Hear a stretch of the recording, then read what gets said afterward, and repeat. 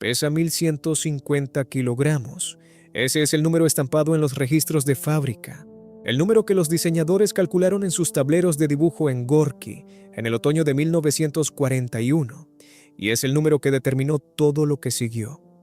Porque 1150 kilogramos es suficientemente ligero para que 4 hombres lo levanten sobre una zanja, suficientemente ligero para arrastrarlo a mano sobre la nieve cuando los caballos han muerto, suficientemente ligero para subirlo por una escalera y dispararlo desde la ventana del segundo piso de un edificio en llamas. El cañón tiene 3,5 metros de longitud y 76 milímetros de diámetro en el ánima. El mecanismo de cierre es semiautomático, lo que significa que el casquillo disparado se expulsa automáticamente por retroceso, y el cierre se reabre listo para el siguiente cartucho, y una dotación entrenada operando en condiciones ideales puede enviar 15 disparos certeros por ese cañón cada 60 segundos. El afuste de trails separadas se pliegan a una anchura de vía estrecha que permite remolcar la pieza a velocidades de carretera. El escudo es de 4 milímetros de acero endurecido que detiene el fuego de fusil y los fragmentos de proyectil, y es completamente inútil contra un proyectil anticarro. Pero no está ahí para detener un proyectil anticarro. Está ahí para detener las cosas que realmente matan a las dotaciones de artillería en combate, los miles de pequeños proyectiles que llenan el aire alrededor de una posición de artillería bajo el fuego enemigo. El conjunto completo se asienta suficientemente bajo al suelo como para que una dotación pueda empujarlo tras una pared, tras un edificio en ruinas, tras un pliegue poco profundo del terreno y en las manos adecuadas, en el terreno adecuado. Con la munición correcta cargada, se convierte en algo que los artilleros alemanes que lo encontraron por primera vez en el invierno de 1941 tuvieron dificultades para describir con precisión en sus informes de después de la acción. Lo llamaron rápido, lo llamaron omnipresente, lo llamaron imposible de encontrar hasta que ya había disparado. Dijeron que mataba tanques que se suponía no podían ser destruidos.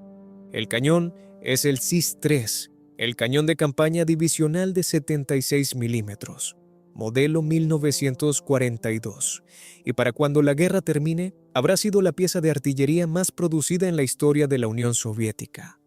Más de 103,000 ejemplares fabricados en 4 años.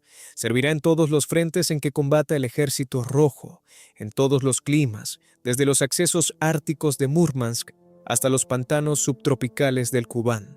Destruirá más vehículos blindados alemanes que cualquier otro sistema de armas soviético en los primeros 2 años después de Stalingrado. Sus dotaciones no le darán ningún apodo glamoroso.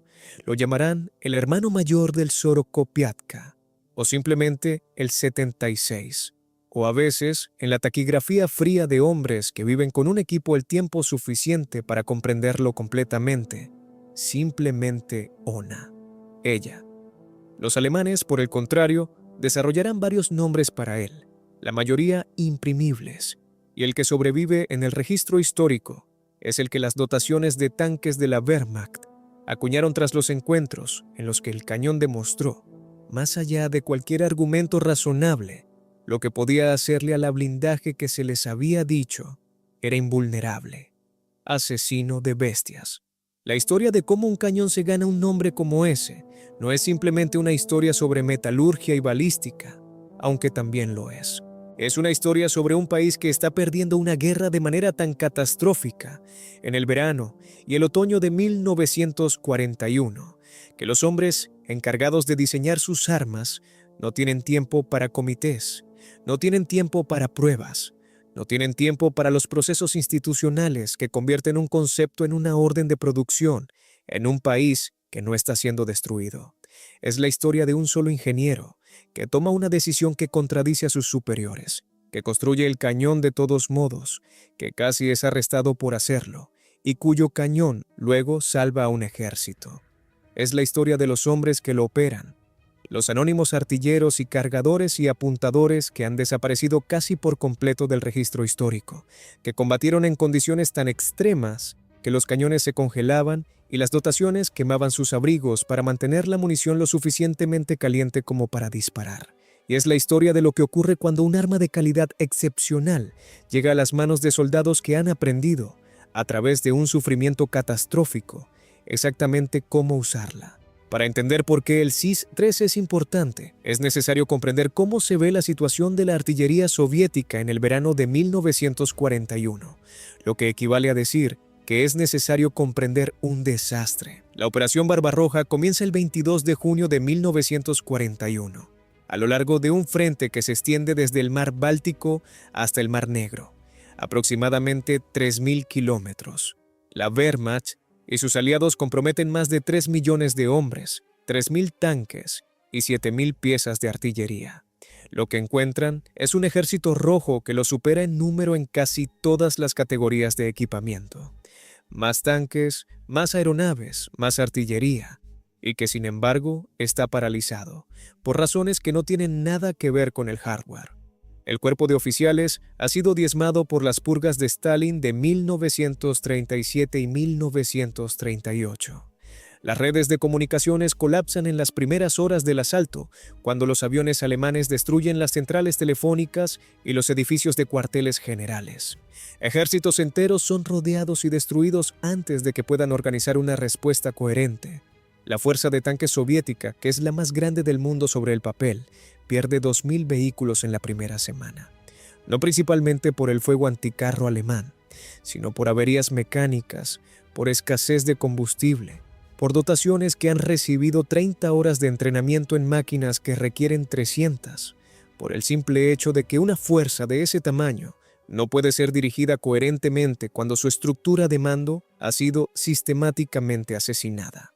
La artillería sobrevive mejor que los tanques, inicialmente, porque la artillería no se mueve tan rápidamente, y las batallas de cerco que destruyen las formaciones mecanizadas soviéticas a veces permiten que las unidades de artillería escapen a pie. Pero lo que escapa es, en la mayoría de los casos, los propios cañones, no el equipo necesario para hacerlos funcionar. Los camiones, los caballos, los depósitos de munición, el equipo de comunicaciones, los instrumentos de control de tiro.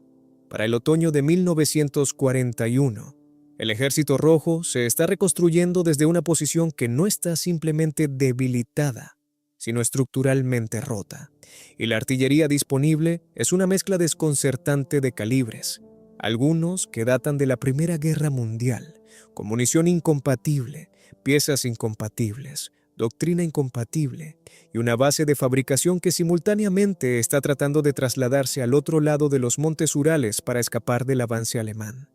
Es en este contexto que Vasily Gravin toma su decisión. Vasily Gavrilovich Gravin tiene 41 años en 1941. Nació en 1900 en el Kubán, el corazón agrícola del sur de Rusia, en una familia de recursos modestos, y ha pasado toda su vida adulta en la industria de defensa soviética, ascendiendo a través de un sistema que recompensa la fiabilidad política y los números de producción en proporciones aproximadamente iguales. Para 1934, es el diseñador jefe en la fábrica número 92 en Gorky, la ciudad industrial a orillas del Volga que se convertirá en uno de los centros de fabricación de armas más importantes de toda la guerra. Gravin no es un teórico. Es un ingeniero en el sentido más práctico de la palabra. Un hombre que entiende lo que le sucede a un diseño de cañón cuando se enfrenta a las realidades de la producción en masa, de la mano de obra no cualificada, de las materias primas que llegan en grados y cantidades incorrectos, de las condiciones de ensamblaje que no guardan ningún parecido con el entorno controlado de una oficina de diseño. Ya ha diseñado el F-22, un cañón divisional de 76 milímetros introducido en 1936, y el F-22 USV, una versión mejorada introducida en 1939. Ambos son armas capaces según los estándares de su época.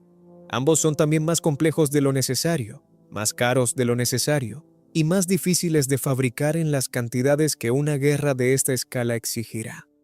El F-22 USV requiere aproximadamente 1.000 horas máquina para producirse en una instalación completamente equipada.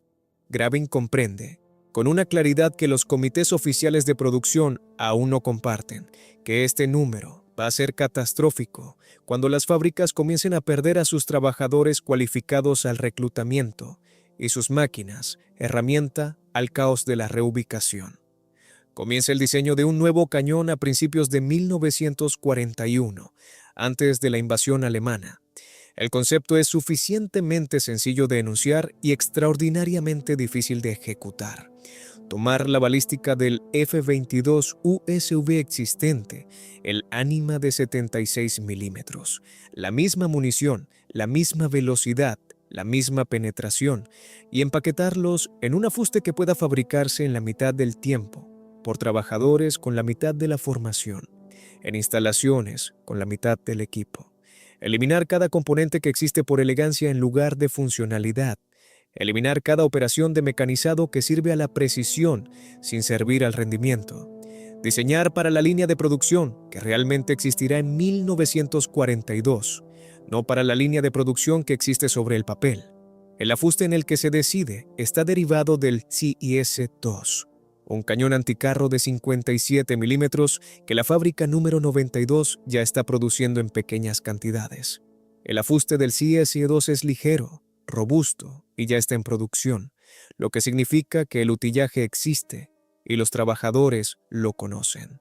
Al unir el grupo de cañón y cierre del F-22 USV a un afuste modificado del CIS-2, Gravin logra algo que los comités de diseño de la Dirección Principal de Artillería no han conseguido.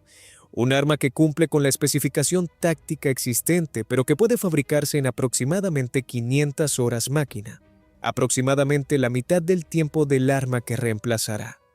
Lo llama el CIS-3, por Zavodimeni Stalina, fábrica que lleva el nombre de Stalin, número 3. Lo que ocurre a continuación es la parte de la historia que las historias oficiales soviéticas manejarán con delicadeza durante décadas.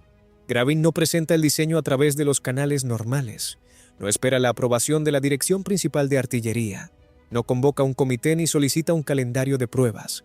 En cambio, en el otoño de 1941, con las fuerzas alemanas aproximándose a Moscú y el Estado soviético entero en una condición que solo puede describirse como desintegración controlada, simplemente comienza a fabricar el cañón, desvía materiales, asigna trabajadores, construye el prototipo, construye varios prototipos y luego, en un paso que en circunstancias diferentes habría acabado con su carrera y posiblemente con su vida, presenta a la Dirección de Artillería y en última instancia al propio Stalin con un hecho consumado, no una propuesta de arma, sino un arma completamente funcional, lista para las pruebas ya probada en el patio de la fábrica. Las pruebas tienen lugar en el invierno de 1941 hasta 1942. Según algunos relatos, Gravin asiste personalmente a cada día del programa de pruebas, de pie en la posición de disparo en temperaturas que descienden por debajo de menos 20 grados Celsius, observando el rendimiento del cañón contra objetivos a distancias de 200 a 1500 metros. El CIS-3 supera todas las pruebas. Supera la prueba de frío extremo, porque Gravin ha diseñado el mecanismo de retroceso para funcionar a temperaturas que los cañones existentes no pueden tolerar. Supera la prueba de movilidad, porque con 1.150 kilogramos es suficientemente ligero para ser manipulado por su dotación sin asistencia mecánica. Supera la prueba de precisión, porque la balística no ha variado respecto al F-22 USV y la estabilidad del afuste en el punto de disparo es superior. Y supera, de forma más crítica, la prueba de penetración contra la blindaje de los tanques Panzer III y Panzer IV alemanes, que son en este momento la columna vertebral de la fuerza blindada de la Wehrmacht, y contra los cuales las armas anticarro soviéticas existentes ya están teniendo dificultades para alcanzar penetraciones fiables a distancias de combate. Stalin aprueba el CIS-3 para producción en febrero de 1942. La designación formal es el cañón divisional de 76 milímetros M1942. La producción en la fábrica número 92 comienza de inmediato, y los números de fabricación que siguen son asombrosos, según los estándares de cualquier nación industrial que no sea la Unión Soviética en guerra. En 1942, la fábrica produce aproximadamente 10.000 cañones. En 1943, produce casi 14.000. Al final de la guerra, la producción total supera los 103.000 ejemplares, una cifra que representa no solo el volumen de fabricación, sino el triunfo de la intuición fundamental de diseño de Gravin, que un arma optimizada para la producción es, en las condiciones de una guerra industrial total, más valiosa que un arma optimizada para el rendimiento, siempre que rinda lo suficientemente bien. El cañón llega al frente en la primavera y el primer verano de 1942, y lo que ocurre allí requiere cierta comprensión de lo que la doctrina de artillería soviética ha estado intentando convertirse desde la catástrofe de 1941. La filosofía de artillería del Ejército Rojo antes de la guerra era sofisticada sobre el papel y caótica en la práctica. El marco teórico, desarrollado por Mikhail Tukhachevsky y su círculo de intelectuales militares antes de que Stalin ordenara fusilar a la mayoría de ellos, exigía la integración profunda de la artillería con las fuerzas blindadas y motorizadas, el control de fuego centralizado a nivel operativo, concentraciones masivas de cañones en los puntos decisivos. La práctica en 1941 era lo opuesto de todo esto. La artillería estaba dispersa, descentralizada, empleada en pequeñas partidas para apoyar acciones locales de infantería, liderada por oficiales que habían sido ascendidos para llenar los vacíos dejados por las purgas y que en muchos casos carecían de la experiencia para emplear sus cañones a distancias más allá de la observación directa. A lo que el CIS-3 llega a combatir es una guerra que ya ha comenzado a imponer una brutal pedagogía a los supervivientes. Los oficiales que han sobrevivido 1941 y la primera mitad de 1942 no son los mismos oficiales que comenzaron esas campañas. Han aprendido, a un coste medido en cientos de miles de vidas, qué funciona y qué no funciona en las condiciones específicas del frente oriental. Y lo que han aprendido es que el cañón de campaña, el cañón anticarro, el cañón en apoyo directo de la infantería, es el arma decisiva de esta guerra, más que el tanque, más que el avión, más ciertamente que el fusil.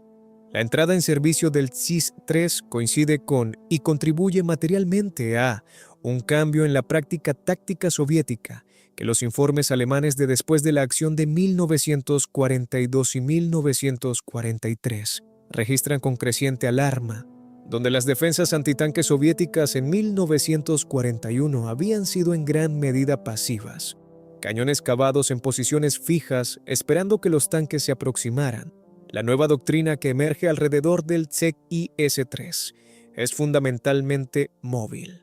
El peso ligero del cañón y la estrecha anchura de su trail permiten que sea reposicionado rápidamente, incluso bajo el fuego enemigo.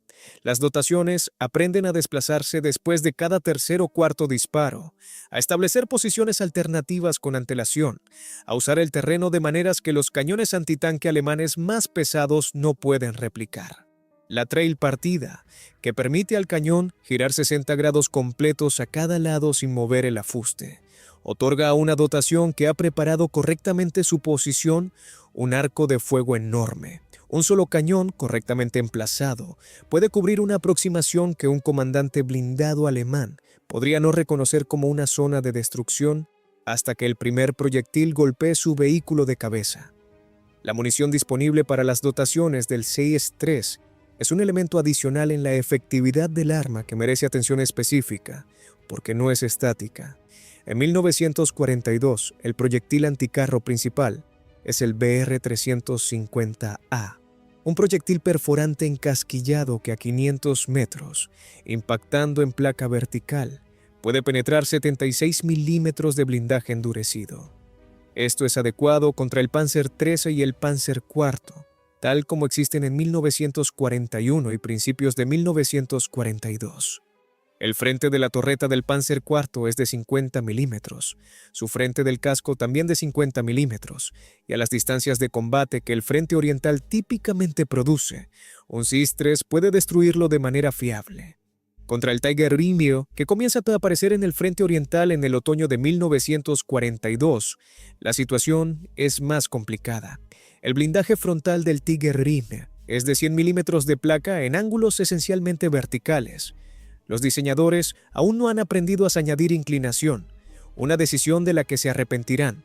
100 milímetros está más allá de lo que el BR-350A estándar puede penetrar a cualquier distancia de combate razonable. Las dotaciones de los cañones lo saben, los comandantes de tanques lo saben. La respuesta táctica en ambos bandos es inmediata y moldea el combate de 1942 y 1943 de maneras que los estrategas de salón no han previsto.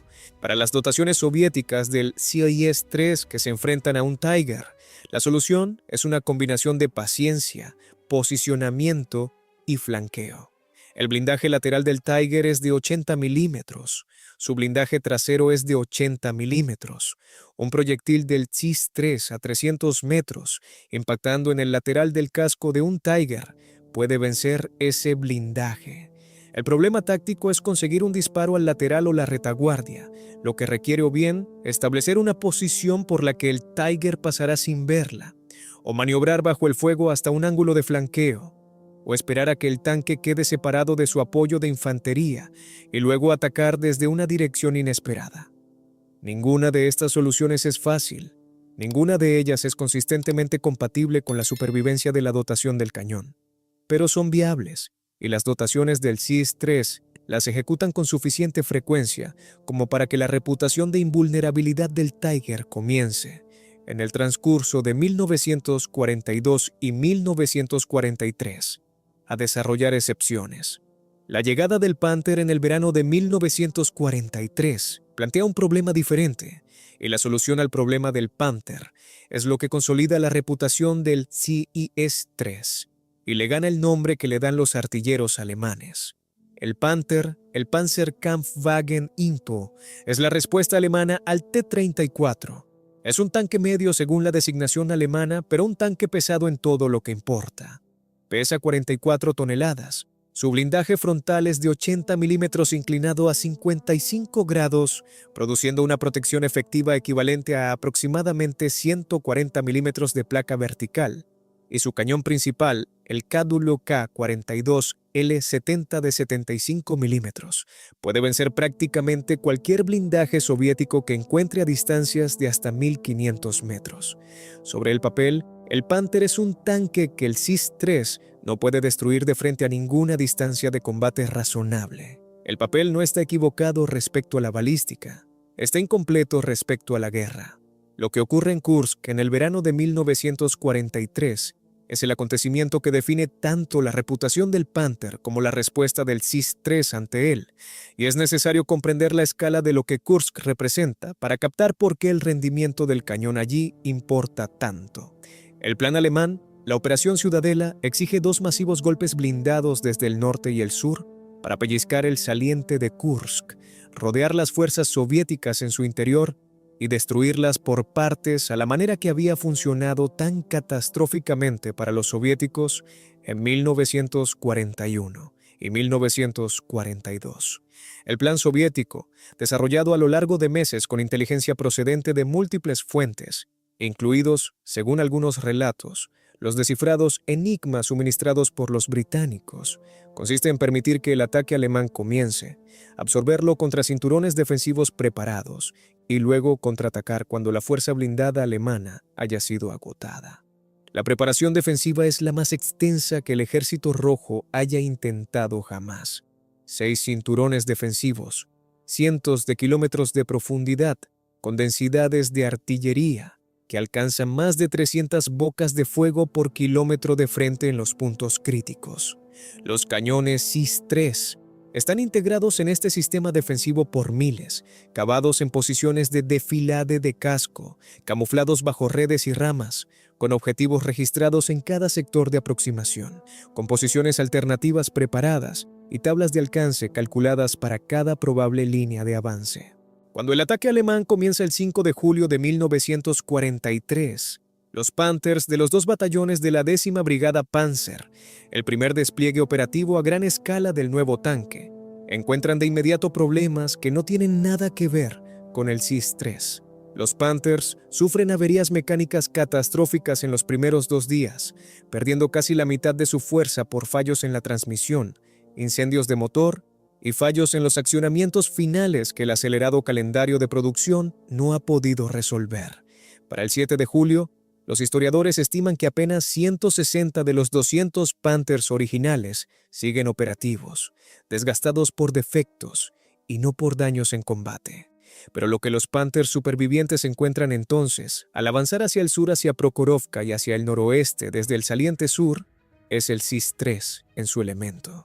Las dotaciones de cañones soviéticas han recibido información detallada sobre el blindaje del Panther y sus puntos débiles. Saben que la placa frontal no puede ser vencida a distancias de combate normales. Han recibido instrucciones, en los términos más claros posibles, de que el enfrentamiento con un Panther de frente debe evitarse y que la solución a un Panther es el disparo al flanco, el disparo a la retaguardia, el anillo de la torreta, el tren de rodaje. Las dotaciones de cañones del Quinto Ejército de Tanques de la Guardia Soviética y los regimientos de artillería anticarro del frente de Voronezh han estado practicando estos enfrentamientos durante semanas, utilizando vehículos alemanes capturados y maquetas de madera a las dimensiones correctas. Entienden específicamente que el blindaje lateral del Panther, 60 milímetros con una ligera inclinación, puede ser vencido por el proyectil BR-350B del SIS-3 a distancias de hasta 800 metros, y que el tren de rodaje, las orugas, las ruedas de rodadura, los accionamientos finales que ya están fallando por debilidad mecánica, pueden ser dañados por impactos próximos que serían irrelevantes contra un blindaje lateral más grueso, lo que las dotaciones de tanques alemanes experimentan en los cuellos de botella y barrancos y campos de girasoles del saliente de Kursk. Es que el SIS-3 está en todas partes. Está detrás de la pared, está en el barranco a la derecha, está en la granja que no parecía una granja. Dispara. Y si el primer proyectil no destruye el tanque, se desplaza antes de que el tanque pueda localizarlo y dispara de nuevo desde una posición a 50 metros de distancia. El gran cañón del Panther es devastadoramente efectivo contra los T-34 y T-70 soviéticos, a distancias a las que los cañones soviéticos no pueden penetrar el blindaje frontal del Panther. Pero la batalla no se está librando a esas distancias ni en esas circunstancias. La batalla se está librando en un terreno que los ingenieros soviéticos han pasado meses preparando, en posiciones que cubren cada aproximación, en un sistema defensivo tan profundo que atravesar un cinturón simplemente expone a la columna atacante al siguiente. Y el SIS-3, móvil, bajo, rápido, tripulado por hombres que llevan 1 año y medio haciendo esto y lo comprenden de una manera que no puede enseñarse en un campo de instrucción, es el instrumento de esa defensa. Los informes de después de la acción que presentan las dotaciones de Panzer de la Wehrmacht tras Kursk son documentos que vale la pena leer cuidadosamente, porque están intentando describir algo que desafía el marco que esas dotaciones están utilizando. Se supone que el Panther es superior, su blindaje es superior, su cañón es superior, su óptica es superior, y sin embargo, está siendo destruido por un cañón que se supone no puede destruirlo. La respuesta está en los detalles de la geometría del enfrentamiento, en la acumulada habilidad táctica de las dotaciones del SIS-3, en la preparación específica del terreno. Pero las dotaciones de tanques alemanes, escribiendo en las secuelas de una batalla que han perdido, recurren a una explicación más simple. El cañón es demasiado bueno. El cañón está en todas partes. El cañón mata cosas que no debería poder matar. Tierkiller, escriben algunos de ellos. Asesino de bestias. El nombre llega en un momento específico que los historiadores no pueden fechar con precisión, porque no fue acuñado en ningún documento único.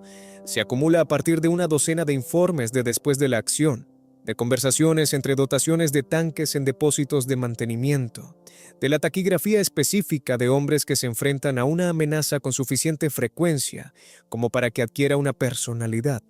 El Tiger es la propia bestia del ejército alemán, el depredador apex del mundo blindado, y el cañón que lo mata, no de forma rutinaria, no fácilmente, pero con suficiente frecuencia como para importar, es el asesino de bestias. Que el SIS-3 también mate Panthers y Panzer IV y Panzer III y semiorugas y tractores de artillería, infantería al descubierto y puntos fuertes y nidos de ametralladoras y todo lo demás que se le pide matar a un cañón de campaña divisional es casi una cuestión secundaria. El nombre perdura porque el tanque es el símbolo del poder blindado alemán y el cañón lo mata. Y en una guerra definida por la blindaje, eso es suficiente. El historial operativo del CIS-3 a lo largo de 1943 y hacia 1944 es inseparable de la transformación de la artillería soviética que está ocurriendo simultáneamente. Para el verano de 1943, la artillería del Ejército Rojo ha sido reorganizada en un sistema de centralización y masa que no guarda ningún parecido con la artillería dispersa y fragmentada de 1941. Cuerpos de artillería, divisiones de artillería, divisiones de artillería de ruptura. Estas formaciones concentran miles de cañones en el punto decisivo y entregan fuegos de una densidad que las posiciones defensivas alemanas no pueden resistir. El CIS-3 existe dentro de este sistema en múltiples niveles. Es el cañón divisional, el arma estándar del regimiento de artillería de la división de fusileros, presente en todas las formaciones. Es el cañón anticarro de las brigadas anticarro que forman la reserva móvil detrás de cada sector del frente. Y es el arma de apoyo de fuego directo que avanza con la infantería de asalto, colocada en posiciones que le permiten enfrentarse a posiciones alemanas de ametralladoras, edificios fortificados y vehículos blindados ligeros a distancia de punto en blanco. Los hombres que lo operan son tan importantes para la historia como el propio arma, aunque son más difíciles de recuperar del registro histórico. Los registros de artillería soviéticos del periodo de mediados de la guerra son detallados sobre unidades y equipamiento y gasto de munición y destrucciones de tanques atribuidas a baterías específicas, pero con frecuencia guardan silencio sobre los individuos que componían esas baterías. Lo que sobrevive son fragmentos, una cita aquí, unas memorias de posguerra allá, un relato de un periódico regional de 1965. Y de estos fragmentos se vuelven claras ciertas cosas sobre lo que significa servir a un CIS-3 en combate. Una dotación del CIS-3 es típicamente de 6 hombres. Un comandante de cañón, un apuntador, un cargador, 2 portadores de munición y un conductor para el vehículo de remolque. El comandante del cañón es responsable de seleccionar la posición, calcular el enfrentamiento y dirigir el fuego. El apuntador es el hombre detrás de la mira, que gira el cañón y establece la elevación y acciona el mecanismo de disparo. Un trabajo que requiere absoluta firmeza bajo el fuego, porque el momento entre la adquisición de un objetivo y el disparo del proyectil es el momento en que el enemigo también está buscando el fogonazo del cañón. El trabajo del cargador es la velocidad mecánica. El cierre semiautomático del CIS-3 expulsa el casquillo gastado al retroceder, pero alguien debe colocar cada nuevo cartucho en la recámara.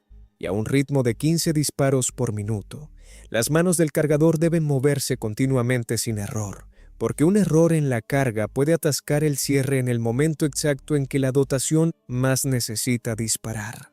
Lo que la dotación vive en el combate sostenido de 1942, 1943 y 1944 es una existencia definida por extremos alternos de inacción y violencia. Hay horas, a veces días, en que no ocurre nada. El cañón permanece en su posición, camuflado, mientras la dotación lo mantiene y descansa y espera.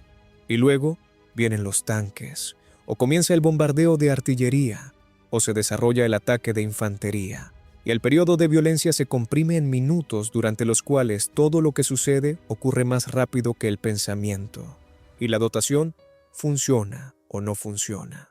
Las dotaciones que funcionan reciben crédito por destrucciones de tanques, por reducción de puntos fuertes, por ataques de infantería desbaratados.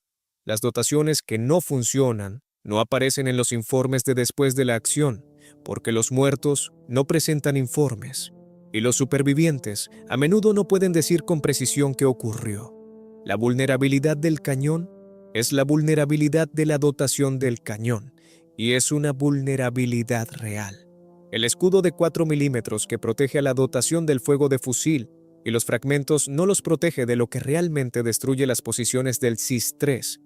la ametralladora coaxial del tanque a 300 metros, el proyectil de artillería que cae a 10 metros, la bomba de mortero que cae sobre la posición desde arriba. Las dotaciones de los cañones en el frente oriental tienen una esperanza de vida que varía enormemente dependiendo de la situación táctica y el periodo de la guerra. Pero el registro estadístico no es alentador. Las unidades de artillería anticarro soviética sufren algunas de las tasas de bajas más altas de cualquier rama de servicio en el Ejército Rojo, porque la naturaleza del combate anticarro coloca al cañón en una posición en la que debe enfrentarse a las armas más peligrosas que posee el enemigo, a distancias a las que esas armas pueden responder. Los combates invernales a lo largo del frente oriental añaden una capa de dificultad que vale la pena comprender específicamente, porque el CIS-3 no está exento del frío que define las operaciones desde octubre hasta abril en la mayor parte del teatro. El mecanismo de retroceso es hidráulico-neumático y Gravin lo ha diseñado para funcionar a temperaturas de hasta menos 40 grados Celsius, pero funcionar no es lo mismo que funcionar bien, y las dotaciones que operan en el frío extremo aprenden rápidamente que el cañón requiere rutinas de mantenimiento que el manual no describe completamente. El aceite de retroceso debe verificarse antes de cada secuencia de disparo. El mecanismo de cierre debe mantenerse limpio de hielo y nieve que pueden impedir el funcionamiento semiautomático. La munición debe almacenarse de una manera que evite los diferenciales de temperatura que afectan al rendimiento del propelente. Un proyectil que ha estado a menos 30 grados Celsius durante 12 horas se comporta de manera diferente en el momento del disparo que el mismo proyectil almacenado en una trinchera. Las dotaciones experimentadas desarrollan prácticas informales para gestionar estas variables, prácticas que no existen en ningún lugar de la documentación oficial y se transmiten de palabra de las dotaciones veteranas a los reemplazos. Para cuando comienza la Operación Bagration en junio de 1944, la masiva ofensiva soviética que destruye el grupo de ejércitos centro en cuestión de semanas, la operación que algunos historiadores consideran la campaña más decisiva de toda la guerra en Europa, el CIS-3, está presente en números que asombran la imaginación. La artillería soviética en el punto del avance principal alcanza densidades de más de 250 piezas por kilómetro de frente. El bombardeo preparatorio, de 3 horas y 20 minutos de duración, gasta depósitos de munición que han tardado meses en acumularse. Cuando la infantería y los blindados soviéticos siguen a la artillería hacia las posiciones alemanas, encuentran defensores que han sobrevivido al bombardeo en un estado de shock que reduce la resistencia organizada a una serie de acciones locales desconectadas. Y el CIS-3 avanza con la infantería, cubriendo el avance, enfrentándose a los puntos fuertes que el fuego preparatorio no ha destruido, protegiendo los flancos de las columnas que avanzan de los contraataques blindados alemanes que son la única respuesta posible a una ruptura de esta magnitud. Los contraataques alemanes en Bagration son en gran medida inútiles. El grupo de ejército centro ha sido despojado de su reserva blindada para alimentar los combates en otros sectores, y lo que queda lucha con el valor de hombres que comprenden que la situación es irreversible, pero lucha de todas formas porque combatir es lo que hacen los soldados. Las baterías del CIS-3 que hacen frente a estos contraataques operan ahora en un modo completamente diferente al de los cañones de 1941. Son el instrumento de un ejército que ha aprendido, a un coste espantoso, todo sobre cómo librar esta guerra, y el aprendizaje es visible en cada detalle táctico. Las posiciones correctamente elegidas, las tablas de alcance correctamente calculadas, las posiciones alternativas preparadas, los ejercicios de desplazamiento practicados hasta que son automáticos, la munición correctamente gestionada, la comunicación entre el comandante del cañón y el comandante de la batería, y el comandante del regimiento funcionando de la manera en que se supone que debe funcionar la comunicación. Los contraataques alemanes se rompen contra este sistema de la misma manera que los contraataques soviéticos de 1941 se rompieron contra los cañones antitanque alemanes, no porque los soldados individuales sean peores, sino porque el sistema que los respalda ha sido superado. Después de Bagration, el panorama estratégico del frente oriental deja de estar en duda. El ejército rojo llegará a Berlín. La pregunta es solo el coste, y el coste en vida sigue siendo enorme incluso cuando la victoria ya no es incierta. El SIS-3 avanza, kilómetro a kilómetro, a través de Polonia, a través de Hungría, a través de Rumanía, hasta las aproximaciones orientales de la propia Alemania, hasta que en la mañana del 8 de mayo de 1945, los cañones que aún están en servicio quedan en silencio y permanecen así, y la guerra en Europa ha terminado. Lo que la vida de posguerra del arma revela sobre su naturaleza merece señalarse, porque las armas de calidad excepcional acumulan un registro documental que eventualmente capta lo que los registros de tiempo de guerra, escritos en la urgencia comprimida de una campaña activa, no pueden expresar completamente. El KIS-3 permanece en servicio en el ejército soviético hasta la década de 1950. Se exporta ampliamente a China, a Corea del Norte, a Egipto, a Siria, a Vietnam y más allá. Combate en Corea, en las guerras árabe-israelíes, en conflictos a lo largo de África y Oriente Medio. En algunos casos sigue apareciendo en servicio activo en conflictos regionales hasta tan tarde como la década de 1980, y según algunos relatos, más allá. Ningún cañón sirve en tantos teatros durante tantas décadas, a menos que sea genuinamente excelente, y la longevidad del SIS-3 es el testimonio más honesto disponible de lo que el diseño de Grabin logró. El total de producción, 103,000 cañones en 4 años, en las condiciones de un país que simultáneamente libra la mayor guerra terrestre de la historia de la humanidad. Es un número que pertenece a una categoría diferente de logro humano que la mera fabricación de material militar. Representa la decisión tomada en el otoño de 1941 de construir el cañón que podía construirse en lugar del cañón que podía imaginarse, y de construirlo por un hombre que entendía que la guerra no esperaría a la perfección. Los comités que controlaban la adquisición de armas soviéticas no estaban equivocados en que el SIS-3 no estaba autorizado. Estaban equivocados en que eso importaba.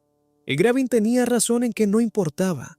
Y la historia posterior lo vindicó de la manera más completa posible. No mediante la aprobación de sus superiores, sino por el propio cañón, sentado en su posición camuflada en el polvo y el frío y el humo del frente oriental, disparando. Los artilleros alemanes que acuñaron su apodo no lo pretendían como un cumplido en el sentido convencional. Estaban intentando describir una amenaza que había superado los parámetros que se les había dado.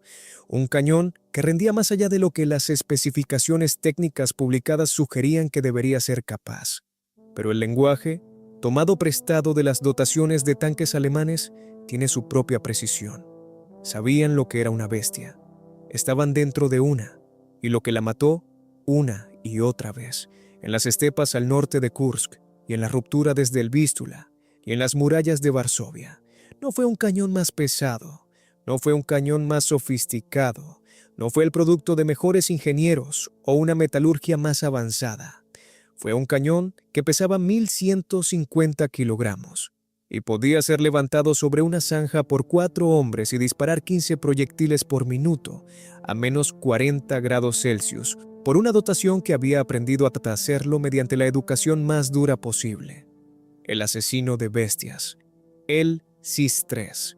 El cañón que fue construido porque no había tiempo para no construirlo y que resultó ser en las condiciones más exigentes posibles, exactamente suficientemente bueno para ganar. Si esta historia te impactó, dale me gusta y suscríbete. Encontramos estas historias olvidadas todos los días. La verdadera pregunta que deja abierta el SIS-3 es una que los ingenieros de ambos bandos de la guerra debatían en tiempo real, y los historiadores aún debaten. ¿Estaba la ventaja en el blindaje o en el cañón que lo vence? Y cambia la respuesta todo lo que entendemos sobre lo que ocurrió en el frente oriental. ¿Podría la guerra haber terminado de manera diferente si los problemas mecánicos del Panther se hubieran resuelto a tiempo para Kursk? Y mira este siguiente video. No vas a creer lo que hicieron estos hombres.